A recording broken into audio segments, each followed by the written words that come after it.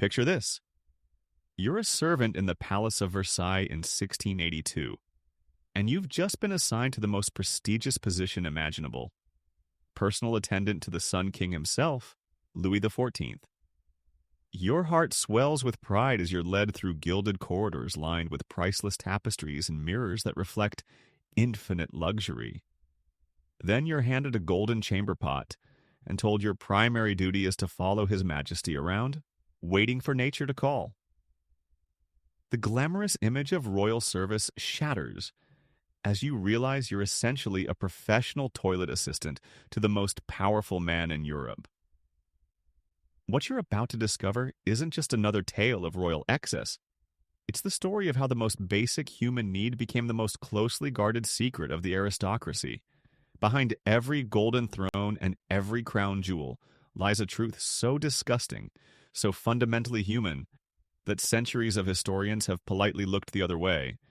But today, we're diving headfirst into the bowels of royal history to uncover the revolting reality of how kings and queens handled their most private moments. Before we flush away the myths and legends to reveal these forgotten truths, if you enjoy learning about the hidden realities behind history's most glamorous facades, consider hitting that like button and subscribing for more content like this. And please comment below to let me know where you're listening from. I find it incredible that we're exploring these ancient mysteries together from different parts of the world, connected across time and space by our shared fascination with the secrets history tried to bury. The story I'm about to tell you spans continents and centuries, from the marble halls of ancient Rome to the perfumed chambers of French palaces. It's a story that reveals how the most basic biological function became a theater of power, politics, and unimaginable extravagance. You'll discover why some monarchs held court while sitting on their toilets, how royal bathroom habits sparked international diplomatic incidents, and why the wrong choice of toilet paper once nearly caused a revolution. But here's what makes this story truly fascinating. I've spent months digging through archives, palace records, and servants' diaries that most people will never see. The research for this video took me through documents written in Latin, French, and German, many of them so explicit that they were deliberately hidden away by embarrassed historians. What I found was evidence of bathroom practices so bizarre, so elaborate, and sometimes so dangerous that they make modern luxury seem primitive by comparison. And trust me, by the end of this series, you'll never look at a royal portrait the same way again. Because while those painted monarchs stare down at you with dignity and grace, you'll know the revolting truth about what was happening just outside the frame. Let's begin our journey in ancient Rome, where the very concept of royal toilet privilege was born in the most unexpected way. The year is 37 AD, and Caligula has just become emperor. Within months, he's already showing signs of the madness that will define his reign. But it's not his political cruelty that first alerts the palace staff to his instability. It's his bathroom behavior. You see, Caligula doesn't just use his toilet for its intended purpose. He holds audiences there. Important senators, foreign dignitaries, and military commanders are summoned to discuss matters of state while the emperor sits on his marble throne, often for hours at a time.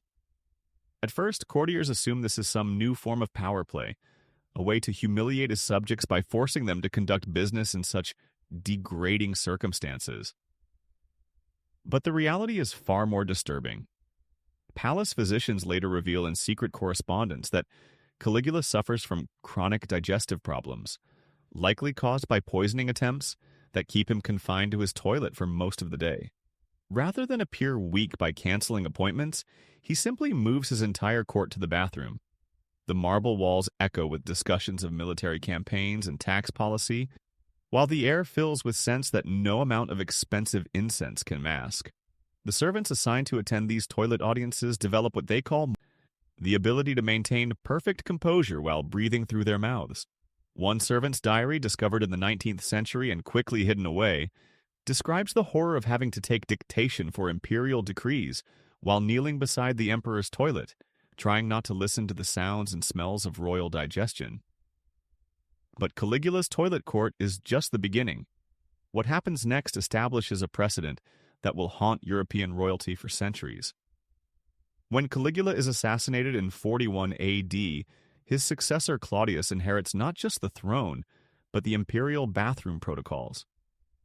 And Claudius, despite being more rational than his predecessor, discovers something troubling. The toilet audiences have become incredibly effective.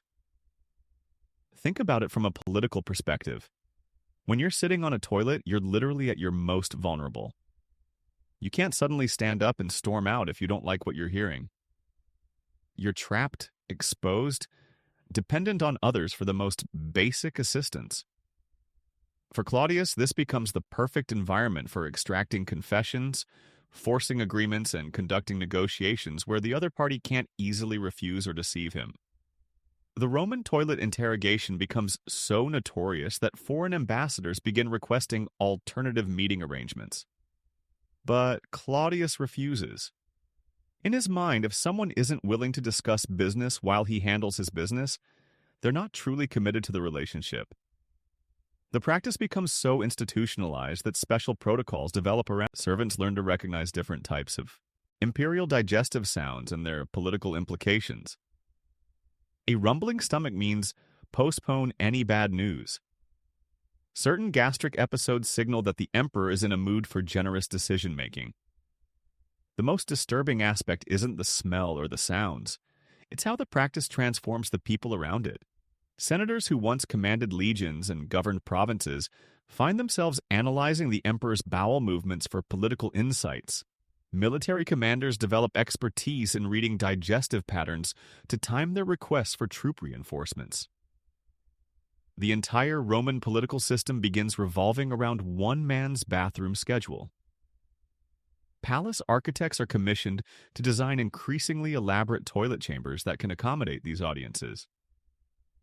They install special ventilation systems, create separate entrances for different ranks of visitors, and develop innovative plumbing that can handle the increased usage. The emperor's toilet becomes more luxurious than most citizens' entire homes, with heated floors, scented waters, and silk cushions that are replaced after every use. But the true horror emerges when we examine the psychological impact on the emperor himself. Contemporary accounts suggest that Claudius becomes obsessed with his digestive processes, viewing them as connected to his imperial power. He begins timing his bathroom visits to coincide with important decisions, believing that his body's natural rhythms are somehow connected to divine guidance. Palace physicians are required to maintain detailed logs of his digestive schedule, creating what might be history's first government-sponsored bathroom diary. The practice spreads beyond the emperor to other members of the imperial family. Claudius's wife Messalina begins holding her own toilet audiences, primarily for dealing with what she calls women's business, managing the complex social hierarchies of Roman aristocratic wives.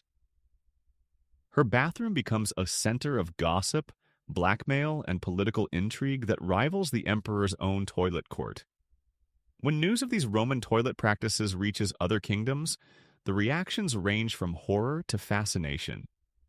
Egyptian pharaohs, who have their own elaborate bathroom rituals, send spies to Rome specifically to gather intelligence on imperial toilet. Germanic tribal leaders, still using primitive outdoor facilities, struggle to understand how bathroom behavior could become a tool of statecraft. The Roman toilet empire reaches its peak under Nero, who takes the concept to its logical extreme. Not content with simple audiences, Nero begins staging elaborate theatrical performances in specially constructed bathroom amphitheaters. These toilet spectacles combine his love of performance art with the practical necessity of spending long hours dealing with digestive issues caused by his notorious excess in food and drink. Picture the scene. Hundreds of Rome's elite seated in marble tiers around a sidebar central toilet stage, watching their emperor perform dramatic monologues while attending to his bodily functions. Musicians play in the background, poets recite verses about the beauty of natural processes, and slaves scatter rose petals to mask the inevitable odors. The audience is required to applaud not just Nero's artistic performances, but his digestive achievements as well. These toilet spectacles become so popular among certain segments of Roman society that private citizens begin hosting their own versions. Wealthy merchants and minor nobles compete to create the most elaborate bathroom entertainment, leading to what historians later call the toilet theater craze of 64 AD. The practice becomes so widespread that the Roman Senate actually considers legislation to regulate private toilet performances, fearing they're becoming a threat to public morality. The end comes suddenly and violently. When Nero's reign collapses in 68 AD, one of the first acts of his successors is to demolish the imperial toilet theaters and ban public bathroom audiences. But the damage is already done. The precedent has been set, and the concept of toilet-based royal power has taken root in the collective imagination of European nobility. Fast forward 3 centuries, and we find ourselves in the court of Constantine, the first Christian emperor of Rome. You might expect that converting to Christianity would bring more modest bathroom practices, but you'd be wrong. Constantine becomes convinced that his digestive health is directly connected to his spiritual state, leading to the development of what can only be described as religious toilet rituals. Constantine's bathroom routine begins each morning with prayers to ensure proper elimination, continues with readings from Christian texts during the actual process, and concludes with thanksgiving ceremonies for successful completion. Palace bishops are assigned to bless his toilet paper, and holy water is used to consecrate his chamber pot. The emperor genuinely believes that his bowel movements are a form of divine communication, interpreting different digestive experiences as messages from God about how to rule the empire. This fusion of religion and bathroom habits creates some of the most bizarre scenes in early Christian history. Important theological debates take place in the imperial bathroom, with Constantine making doctrinal decisions while sitting on his consecrated toilet. The famous Council of Nicaea, which established fundamental, was allegedly planned during one of Constantine's extended bathroom sessions, with bishops taking turns kneeling beside his toilet to discuss the nature of the Trinity. The Christian toilet empire reaches its peak when Constantine commissions the construction of the Hagia Sophia's bathroom, a magnificent chamber designed to reflect the glory of God through perfect plumbing. The toilet itself is crafted from marble quarried from holy sites. The walls are decorated with mosaics depicting biblical scenes of purification, and the entire room is designed to echo with the sound of flowing water, which Constantine believes represents the Holy Spirit. As we leave ancient Rome and prepare to journey into medieval Europe, we carry with us the disturbing knowledge that the basic human need for bathroom privacy was transformed by imperial power into something far more complex and troubling. The Romans didn't just use toilets. They weaponized them, politicized them, and ultimately turned them into instruments of control that would influence royal behavior for centuries to come. But if you think Roman toilet practices were extreme, wait until you discover what medieval kings did with chamber pots and how Renaissance monarchs turned bathroom etiquette into a deadly serious diplomatic protocol. The journey into royal bathroom secrets has only just begun, and the most shocking revelations are still ahead.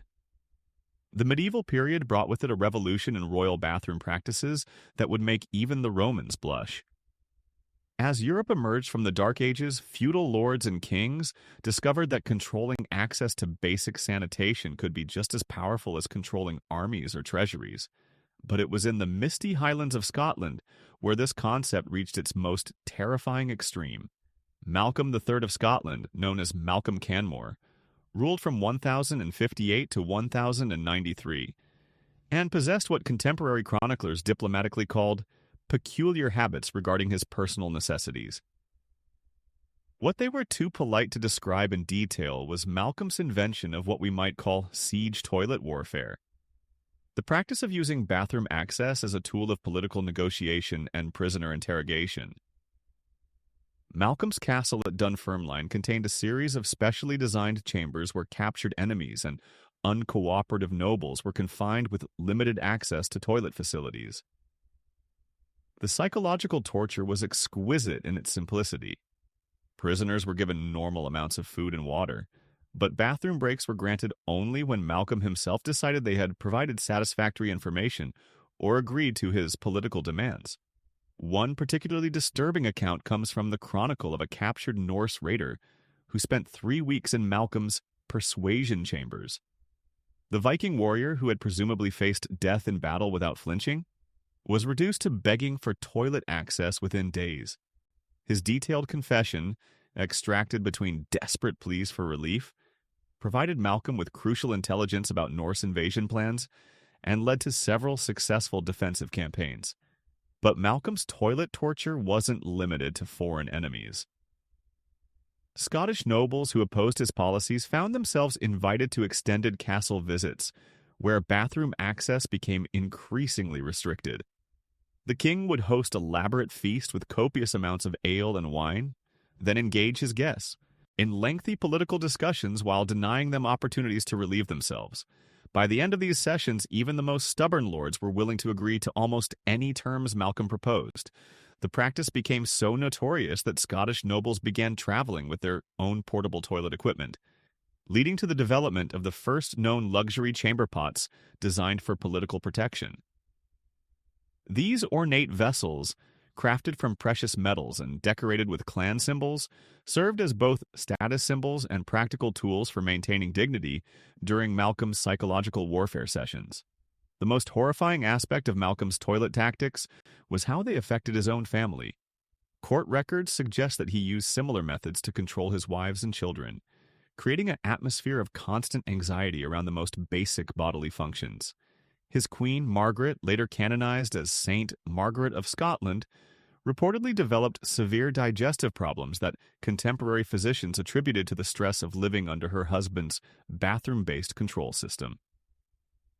The psychological damage extended to Malcolm's children, who grew up associating toilet access with power and submission. When his son David the Fay eventually became king, he initially continued his father's practices, but quickly discovered that the system had created a generation of Scottish nobles who were either psychologically traumatized or had developed elaborate counter-strategies to avoid bathroom-based manipulation. As news of Scottish toilet warfare spread throughout medieval Europe, other monarchs began experimenting with their own variations. The most creative adaptation came from Henry I of England, who ruled from 1100 to 1135, and faced the challenge of managing Norman nobles who were constantly plotting against his authority. Henry's solution was elegantly simple. He made bathroom access a privilege that had to be earned through loyal service. Henry's court operated on a complex hierarchy of toilet privileges that made the Roman system look egalitarian by comparison. At the bottom were ordinary servants who were allowed to use basic outdoor facilities at designated times. Minor nobles had access to simple indoor chamber pots, but only during specific hours and under supervision. Higher-ranking courtiers could use more elaborate facilities with some privacy, while the king's inner circle enjoyed the ultimate luxury of heated toilet chambers with scented water and soft linens. But the real genius of Henry's system wasn't in the gradations of luxury. It was in how bathroom privileges could be instantly revoked as punishment for disloyalty. A duke who had enjoyed years of comfortable toilet access could find himself reduced to outdoor facilities overnight if Henry suspected betrayal. The psychological impact was devastating, as nobles who had grown accustomed to privacy and comfort were suddenly exposed to public humiliation in their most vulnerable moments. The system created an atmosphere of constant anxiety where courtiers monitored each other's bathroom privileges as indicators of royal favor. A nobleman's status could be measured not by his titles or lands, but by the quality of his assigned toilet facilities. Palace gossip focused as much on who had been granted heated chamber pot access as on political appointments or military campaigns. Henry's toilet hierarchy became so elaborate that he employed special servants whose only job was managing bathroom privileges and monitoring usage patterns. These privy controllers wielded enormous behind-the-scenes power, as they could influence a noble's access to facilities and report suspicious bathroom behavior to the king. Their detailed logs, discovered centuries later in royal archives, provide a disturbing window into how biological functions became tools of political control. The most chilling entries describe how Henry used toilet deprivation as a form of execution that left no obvious evidence of murder. Prisoners could be slowly killed through carefully managed dehydration and infection. with their deaths appearing natural to outside observers. The technique was so subtle that it took modern forensic analysis of medieval remains to confirm that several mysterious deaths in Henry's court were actually the result of systematic bathroom abuse. The practice reached new heights of sophistication under Louis VII of France, who ruled from 1137 to 1180 and transformed bathroom etiquette into a diplomatic art form. Louis understood that foreign ambassadors and visiting nobles could be evaluated and manipulated based on their reactions to carefully orchestrated toilet situations. His court developed elaborate protocols that used bathroom arrangements to test the character and intentions of guests. Visiting dignitaries found themselves subjected to what appeared to be generous hospitality, but was actually a complex series of bathroom-based psychological tests. The quality and location of their assigned toilet facilities sent carefully coded messages about their perceived importance, while their reactions to various bathroom scenarios provided Louis with valuable intelligence about their personalities and political leanings. The most famous example involved the Holy Roman Emperor Conrad III, who visited Louis's court in 1147 to discuss the Second Crusade. Louis arranged for Conrad to be given increasingly luxurious bathroom facilities over the course of his visit, while secretly observing how the emperor responded to each upgrade. Conrad's growing comfort with French toilet luxury convinced Louis that the emperor could be trusted with important military secrets, leading to crucial cooperation during the Crusade. But Louis's bathroom diplomacy could also be used to insult and intimidate. When English ambassadors arrived to negotiate a marriage alliance, they were deliberately given inferior toilet facilities and subjected to long delays in bathroom access. The message was clear. France considered England a lesser power not worthy of proper sanitary courtesy. The diplomatic incident that resulted from this toilet slight contributed to tensions that would eventually lead to centuries of warfare between the two kingdoms. The French court's obsession with bathroom etiquette created a parallel world where toilet protocols became as important as military strategy or economic policy. Courtiers spent enormous amounts of time and money ensuring they understood the latest bathroom fashions and could navigate the complex social hierarchies that governed toilet access. The wrong choice of chamber pot decoration or an inappropriate bathroom gesture could end a political career or even result in exile from court. The system became so complex that Louis commissioned the first known manual of royal bathroom etiquette, a secret document that outlined proper toilet behavior for different ranks of nobility. The manual, written in coded language to prevent its contents from becoming public knowledge, provided detailed instructions on everything from proper sitting posture to appropriate conversation topics for different types of bathroom encounters. Copies were restricted to the highest levels of the court, and possession of the manual by unauthorized persons was considered treason.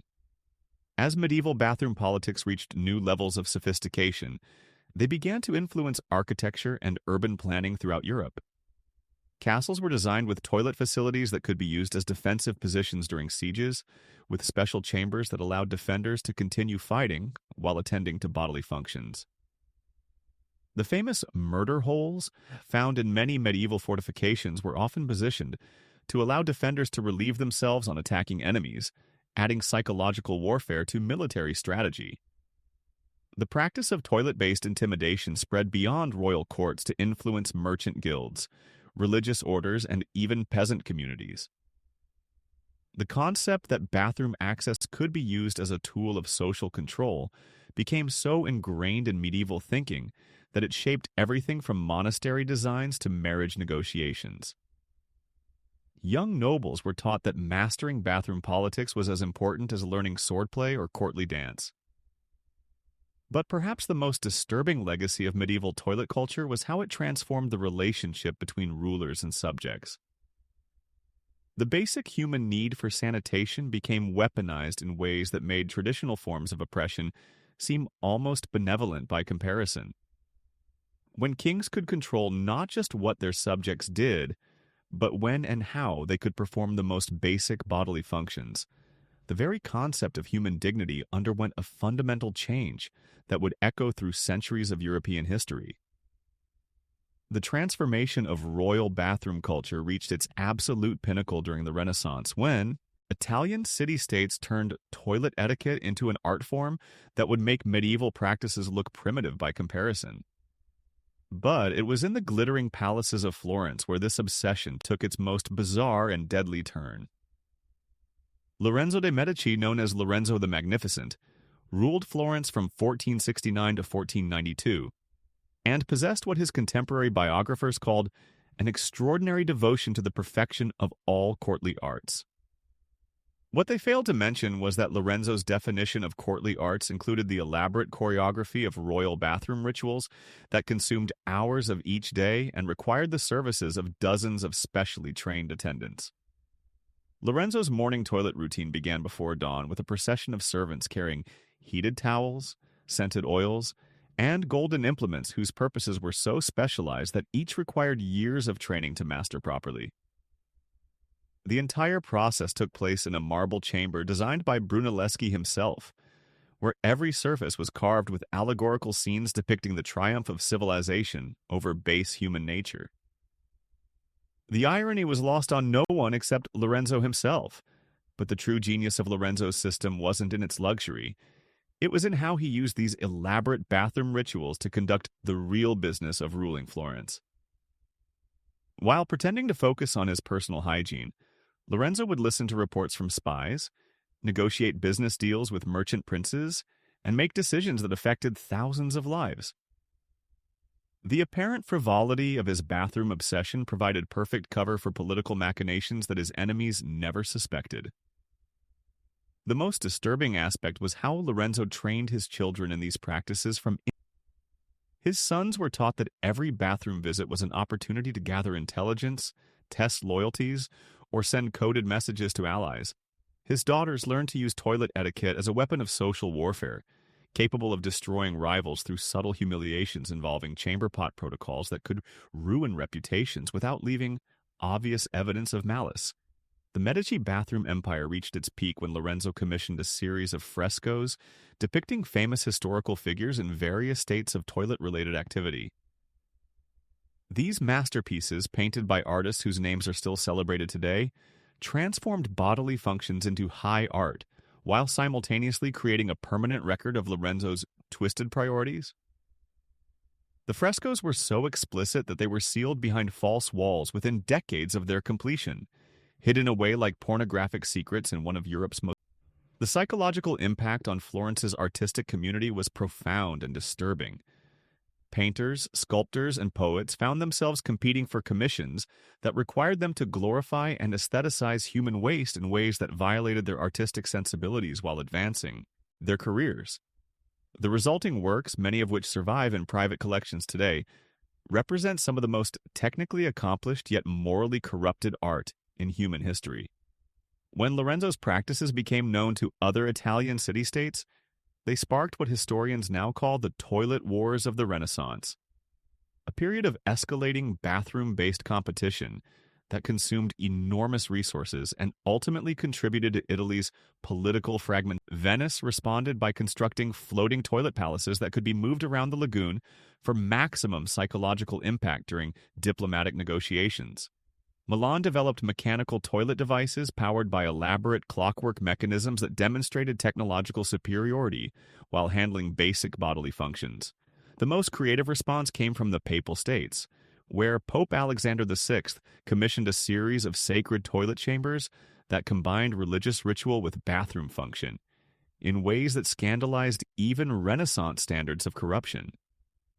These holy toilets, blessed by specially appointed bishops and decorated with religious artwork, were designed to demonstrate that even the most basic human activities could be elevated to divine status through proper ecclesiastical attention. The Vatican's toilet project created a theological crisis that divided the Catholic Church for decades. Progressive clergy argued that embracing all aspects of human experience, including bathroom functions, brought believers closer to understanding God's creation in its entirety. Conservative factions maintained that such practices represented a dangerous corruption of sacred spaces and violated fundamental principles of spiritual purity. The debate became so heated that it contributed to the Protestant Reformation, as reformers pointed to papal toilet obsessions as evidence of Catholic moral decay. As Renaissance bathroom culture spread beyond Italy, it underwent fascinating mutations that reflected different national characters and political systems. The French naturally transformed it into an elaborate system of romantic intrigue where toilet encounters became opportunities for clandestine love affairs and sophisticated seduction. French nobles developed a coded language of bathroom gestures that allowed them to conduct complex romantic negotiations while maintaining the appearance of proper decorum. The most famous example involved Catherine de' Medici, who brought Italian toilet sophistication to the French court when she married Henry II in 1533. Catherine's bathroom innovations included hidden compartments in toilet facilities where lovers could meet secretly, perfumed chamber pots that served as vehicles for delivering romantic messages, and elaborate toilet ceremonies that functioned as cover for political conspiracies. Her influence transformed the French court into a hotbed of bathroom-based intrigue that would define European royal culture for centuries. The Spanish approach was characteristically different, focusing on toilet practices as demonstrations of imperial power and religious devotion. Spanish monarchs developed bathroom rituals that incorporated elements of both Moorish luxury and Catholic piety, creating hybrid toilet ceremonies that reflected the complex cultural synthesis of post-Reconquista Spain. These rituals became so elaborate that they required their own specialized priesthood of bathroom attendants who took vows of secrecy and devoted their lives to perfecting the spiritual aspects of royal elimination. Philip II of Spain, who ruled from 1556 to 1598, transformed his toilet practices into expressions of his divine right to rule over the largest empire in human history. His bathroom routine included prayers in multiple languages, readings from religious texts, and ceremonial offerings that were supposed to ensure the continued prosperity of Spanish territories from Mexico to the Philippines. The entire process took place in a chamber decorated with maps of the Spanish Empire, where Philip could literally survey his global dominions while attending to his most private needs. The psychological impact on Spanish court culture was profound. Nobles competed to demonstrate their own piety through increasingly elaborate toilet devotions, creating a parallel religious hierarchy based on bathroom practices rather than traditional ecclesiastical ranks. The Spanish Inquisition even developed special procedures for investigating heretical toilet behavior, as deviations from proper bathroom protocols were considered evidence of secret Protestant sympathies or crypto-Islamic practices. But it was in the German-speaking territories of the Holy Roman Empire where Renaissance toilet culture reached its most technically sophisticated and politically dangerous form. German princes, inspired by the mechanical innovations of the period, began commissioning elaborate toilet devices that combined engineering prowess with political symbolism in ways that amazed and terrified their contemporaries. The most famous example was created for Emperor Maximilian I, who ruled from 1493 to 1519, and commissioned a mechanical toilet throne that incorporated clockwork figures representing the various territories under his rule. As the emperor conducted his business, the mechanical figures would perform elaborate dances and ceremonial gestures that reinforced his authority over the complex patchwork of German principalities, duchies, and free cities that made up the Holy Roman Empire. The engineering challenges involved in creating these mechanical toilet systems pushed Renaissance technology to its limits. Master craftsmen who normally built church organs and astronomical instruments found themselves designing gear systems and hydraulic mechanisms to power imperial bathroom entertainment. The results were marvels of engineering that combined practical function with political theater in ways that had never been attempted before. The political implications were equally complex. When foreign ambassadors witnessed these mechanical toilet displays, they understood immediately that they were seeing demonstrations of technological and organizational capabilities that extended far beyond bathroom facilities. A ruler who could commission and operate such sophisticated toilet machinery obviously possessed the resources and expertise to field advanced military equipment and coordinate complex administrative systems. The arms race and toilet technology that resulted from these demonstrations consumed enormous resources throughout the German territories. Minor princes bankrupted themselves commissioning toilet devices designed to match or exceed imperial standards, while their subjects suffered under increasingly heavy taxes levied to fund bathroom-based prestige projects. The Holy Roman Empire became a patchwork of competing toilet technologies, each representing different approaches to combining mechanical innovation with political authority. The most tragic casualties of this toilet arms race were the craftsmen and engineers who devoted their lives to perfecting these systems. Many of the period's greatest technical minds spent decades working on problems related to royal bathroom function, creating innovations that could have revolutionized agriculture, transportation, or military technology, but were instead applied to the challenges of mechanical toilet entertainment. Their detailed technical drawings, preserved in various archives, reveal the extraordinary ingenuity that was poured into solving problems that no rational society should have considered worthy of attention. The German toilet empire reached its peak under Emperor Charles V, who ruled from 1519 to 1556 and controlled territories spanning from Spain to Austria to the New World. Charles commissioned a portable toilet system that could be transported with his court as he traveled throughout his vast domains, ensuring that he could maintain imperial toilet standards regardless of location. The logistics involved in moving this system required a specialized transportation corps and advanced teams that prepared toilet facilities in cities throughout Europe. The portable imperial toilet became a symbol of Spanish Habsburg power that impressed and intimidated subjects throughout Charles's empire. When the emperor's toilet convoy arrived in a city, local authorities understood that they were witnessing a demonstration of organizational capabilities that could just as easily be applied to military campaigns or administrative control. The message was clear. A ruler who could coordinate such complex toilet logistics possessed the power to coordinate anything. But the most disturbing aspect of Charles's toilet empire was how it affected the people who operated it. The servants, craftsmen, and officials who devoted their careers to imperial bathroom service developed a warped perspective on human dignity and social hierarchy that reflected the fundamental corruption of a system that treated bodily functions as expressions of political power.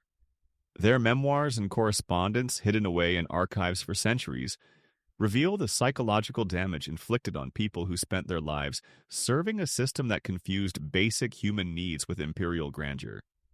As Renaissance toilet culture reached its peak of sophistication and absurdity, it began to generate the contradictions that would eventually destroy it. The enormous resources devoted to bathroom-based political theater diverted attention and funding from genuine challenges facing Europe. The psychological damage inflicted on both rulers and subjects created cultural pathologies that would influence European politics for generations. And the fundamental confusion between human dignity and political power, embedded in these practices, helped create the authoritarian mindsets that would plague European history well into the modern era. The Renaissance toilet empire was ultimately unsustainable, but its collapse would not come from rational recognition of its absurdities. Instead, it would require external shocks and internal contradictions that would transform European society in ways that no one could have predicted. The most dramatic of these transformations was already brewing in the courts of France, where royal bathroom practices were about to evolve into something even more extreme and ultimately more destructive than anything Renaissance Italy or Habsburg Spain had imagined. The transformation we're about to witness represents the absolute pinnacle of royal bathroom obsession, where French monarchs turned basic human functions into theatrical performances that would make Renaissance princes look like amateurs. But what happened next in the halls of Versailles wasn't just eccentric behavior. It was the birth of a system so psychologically twisted that it would ultimately contribute to the downfall of the monarchy itself. Louis XIV, the Sun King who ruled France from 1643 to 1715, inherited more than just a throne from his predecessors. He inherited their bathroom neuroses and amplified them into something approaching madness.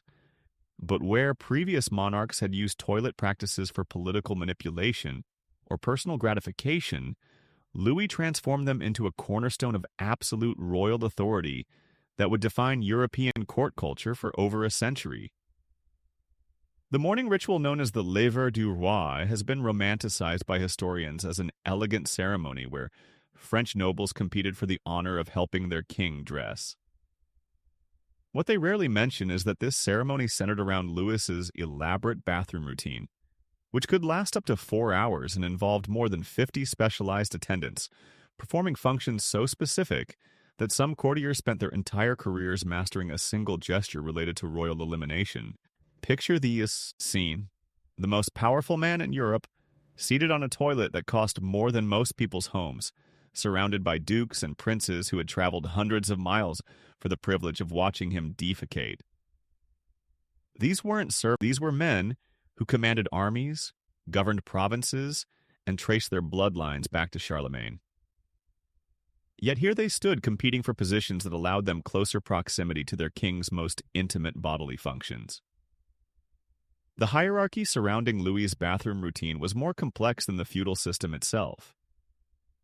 The Duc de Bourgogne held the supreme honor of presenting the royal toilet paper, a position that came with its own coat of arms and hereditary privileges. The Comte de Toulouse was responsible for adjusting the king's position during particularly difficult eliminations, while the Prince de Condé managed the elaborate system of mirrors that allowed Louis to observe his own process from multiple angles. But the true genius of Louis's system wasn't in its complexity. It was in how he used these bathroom ceremonies to destroy the independence and dignity of the French nobility.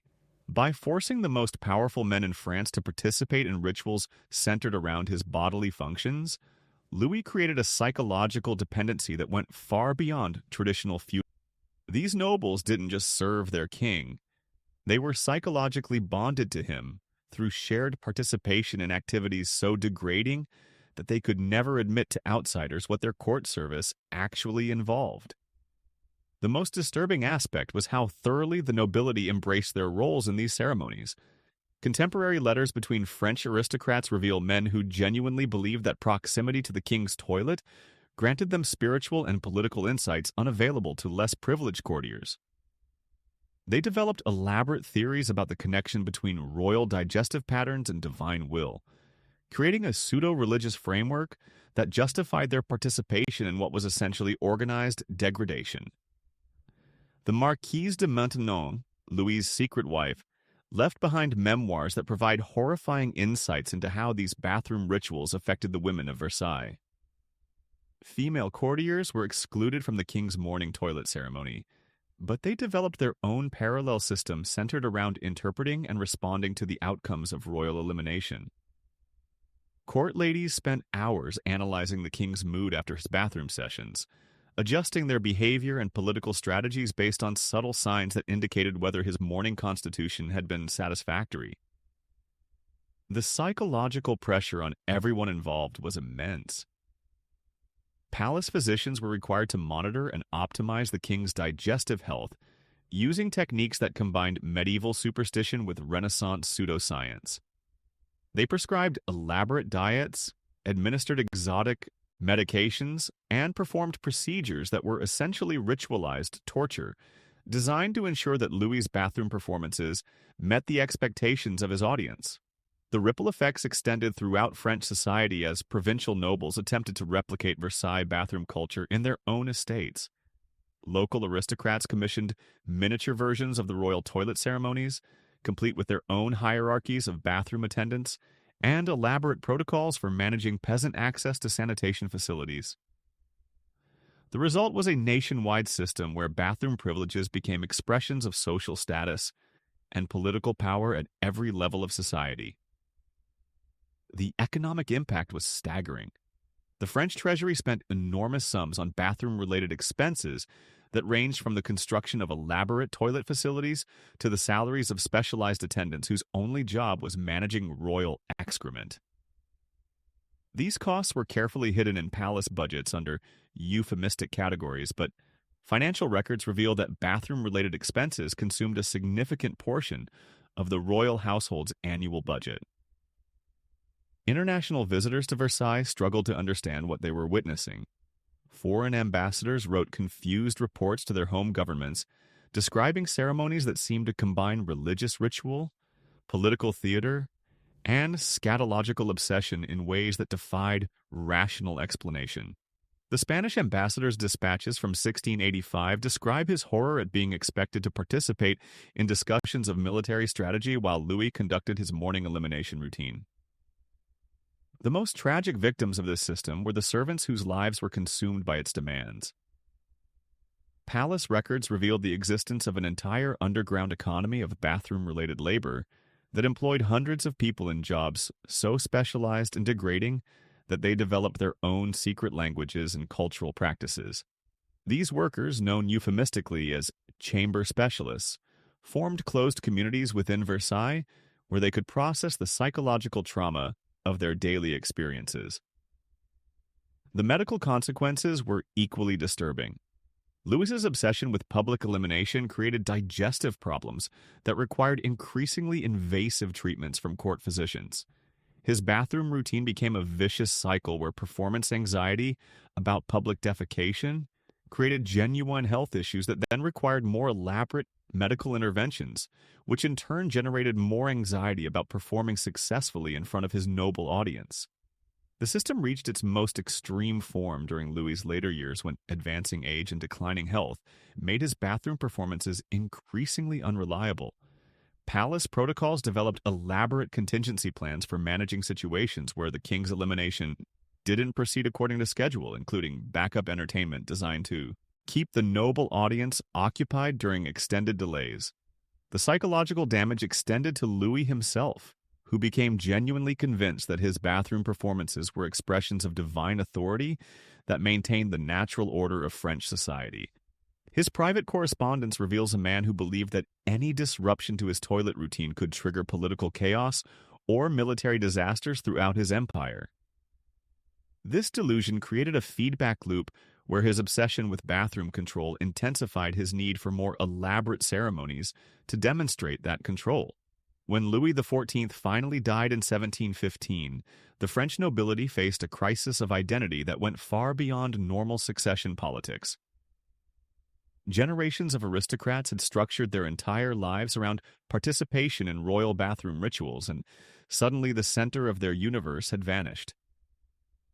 The resulting psychological vacuum contributed to the political instability that would eventually lead to revolution. But Louis XIV's toilet empire didn't die with him. It evolved into something even more destructive under his successors. Louis XV, who ruled from 1715 to 1774, inherited not just the throne but his predecessor's bathroom obsessions, which he transformed into tools of sexual manipulation and political control that would scandalize Europe and ultimately help destroy the monarchy's moral authority. Louis XV's innovations centered around the integration of royal bathroom rituals with his notorious sexual appetites. The king's toilet ceremonies became opportunities for evaluating and selecting new mistresses, with female courtiers competing for positions that allowed them to assist with his intimate needs. These arrangements created a parallel power structure where sexual access to the king was mediated through participation in increasingly degrading bathroom activities. The most famous example involved Madame de Pompadour, who secured her position as royal mistress by demonstrating exceptional skill in managing the king's complex digestive schedule and bathroom requirements. Her rise to power created a new model for ambitious women at court, who understood that political influence required mastery of intimate bodily functions, as much as traditional feminine accomplishments like music or conversation. The system became so corrupt that it attracted the attention of international observers who reported back to their governments about the French court's descent into practices that combined political intrigue with sexual perversion and scatological obsession. The Venetian ambassador's secret dispatches from 1745 describe ceremonies that violated both contemporary standards of decency and basic principles of human dignity. The economic costs of Louis XV's bathroom empire dwarfed even his predecessor's expenses. The king commissioned a series of private toilet chambers designed for intimate encounters that combined luxury accommodations with specialized equipment for managing the intersection of sexual activity and bodily functions. These facilities, hidden throughout Versailles and the king's other residences, required constant maintenance by servants who were sworn to secrecy about their activities. The most disturbing development was the creation of what court insiders called toilet schools, where young women from aristocratic families were trained in the specialized skills required to assist with royal bathroom activities.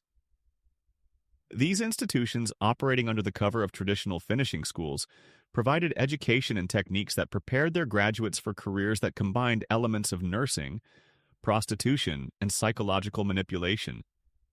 The psychological impact on the students was devastating.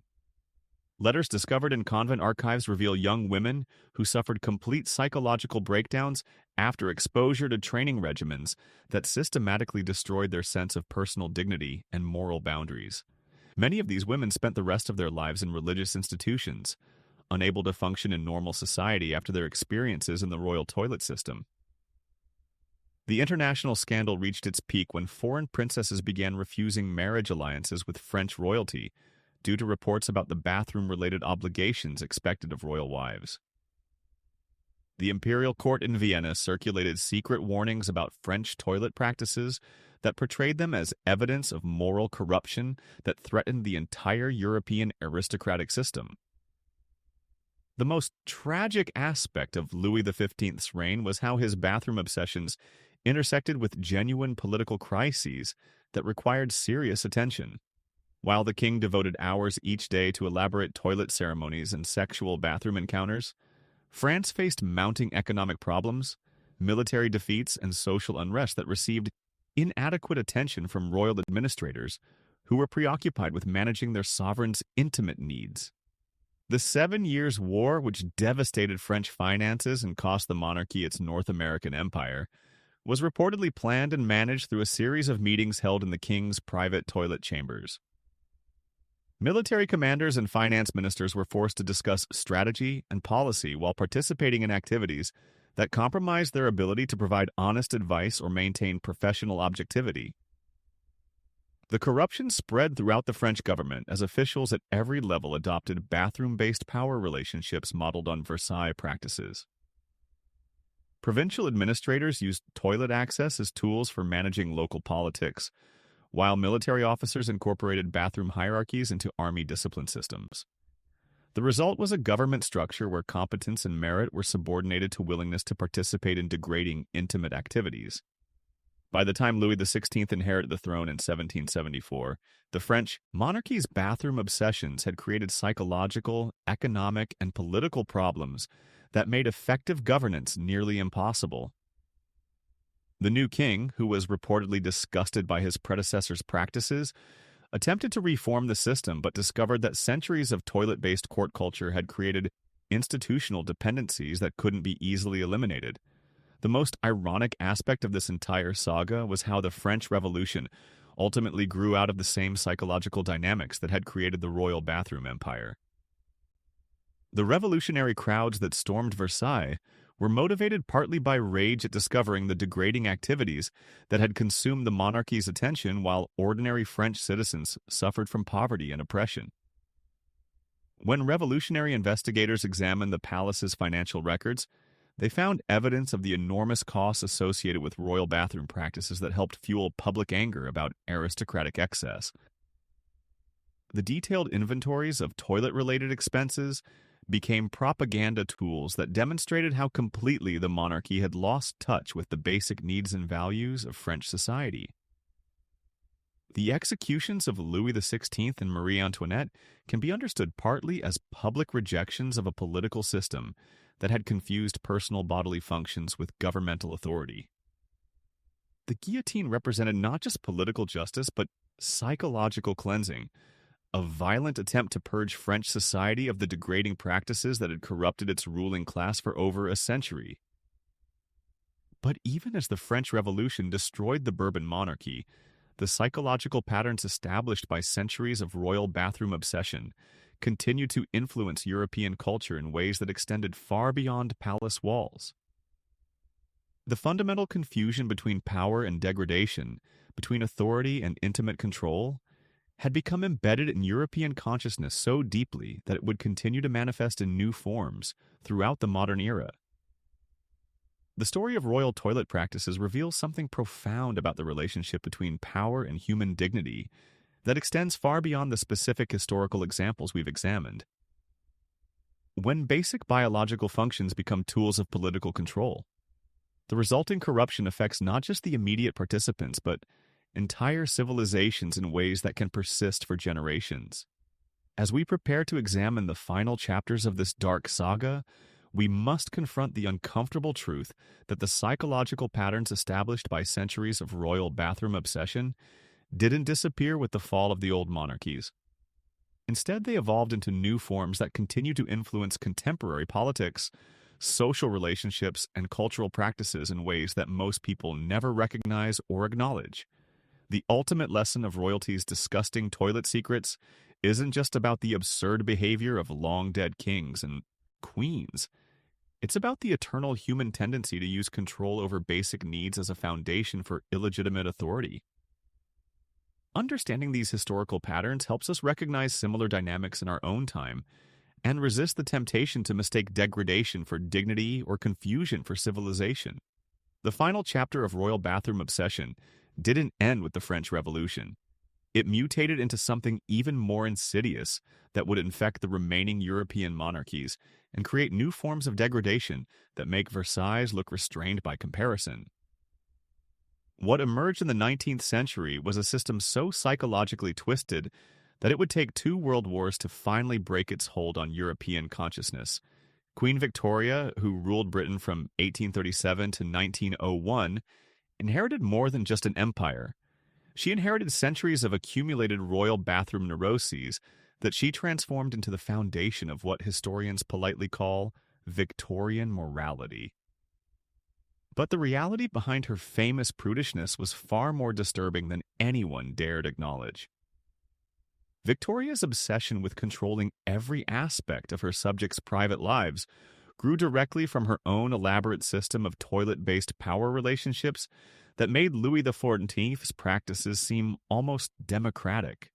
The Victorian toilet empire operated through a network of bathroom spies and intimate surveillance that extended from Buckingham Palace into the homes of ordinary British citizens. Victoria genuinely believed that monitoring her subjects' bathroom habits was essential to maintaining imperial order, leading to the creation of sanitation inspectors whose real job was gathering intelligence about private family dynamics through analysis of household waste patterns. But perhaps most tragically, Victoria's system created the psychological foundation for the authoritarian movements that would plague the 20th century. The confusion between intimate control and legitimate authority that began with Roman toilet courts reached its logical conclusion in regimes that understood instinctively how to use basic human needs as weapons of mass psychological destruction. The story of royal toilet practices is ultimately a warning about what happens when we allow power to corrupt our most fundamental human experiences. Every time we witness authority figures using control over basic needs to establish dominance, we're seeing echoes of the same psychological patterns that turned European palaces into chambers of organized degradation. The gilded chamber pots have been melted down, the elaborate toilet ceremonies have been forgotten, but the human capacity for transforming necessity into tyranny remains as dangerous today as it was in the courts of mad emperors and obsessed kings. The real secret hidden behind all those golden thrones wasn't just about royal waste. It was about the waste of human dignity that occurs whenever we mistake degradation for civilization.